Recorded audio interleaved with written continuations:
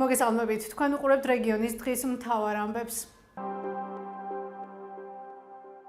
მოსამართლემ ნიკა გვარამიას წულუკიანის კომისიაზე არ მისვლის გამო გირაო პატიმრობით შეუფარდა.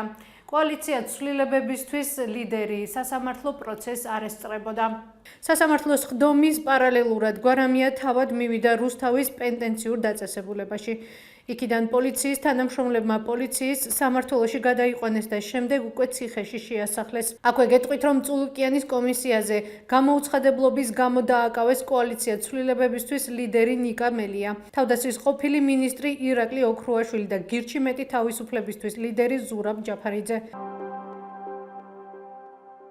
სამცხე-ჯავახეთში სხვადასხვა ღონისძიებებზე ადგილობრივი მედიის არ მიწვევა ქართული ოცნების აქტიური პრაქტიკაა. თუმცა ლოკალური მედიის გახსენება აღმოჩნდა, რომ მათთან ერთად საერთაშორისო ორგანიზაციების ნაწილსაც უჭირს.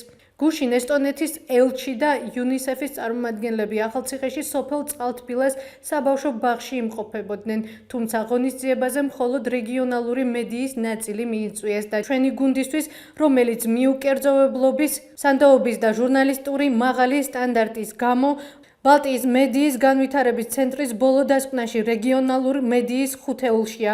თქმა დაავიწყდათ, რატომ არ შეგვატყობინეს ღონისძიების შესახებ. ესტონეთის საელჩოში გვითხრეს, რომ ღონისძიება იუნისეფის ორგანიზებული იყო და მედიაც ამ უკანასკნელმა მიიწვია.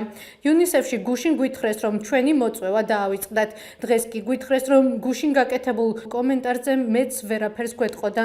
გაეროს ბავშვთა ფონდის მიერ გავრცელებული ინფორმაციის მიხედვით, ისინი ესტონეთის ელჩთან მარგენ მარდისალუ კაჰარესთან ერთად ეწვივნენ წყალთბილის საბავშვო ბაღს ახალციხის მუნიციპალიტეტში, რათა გაეგოთ როგორ ნერგავდნენ საბავშვო ბაღის მასწავლებლები ბილინგურ სწავლებას მათ ყოველდღიურ პრაქტიკაში.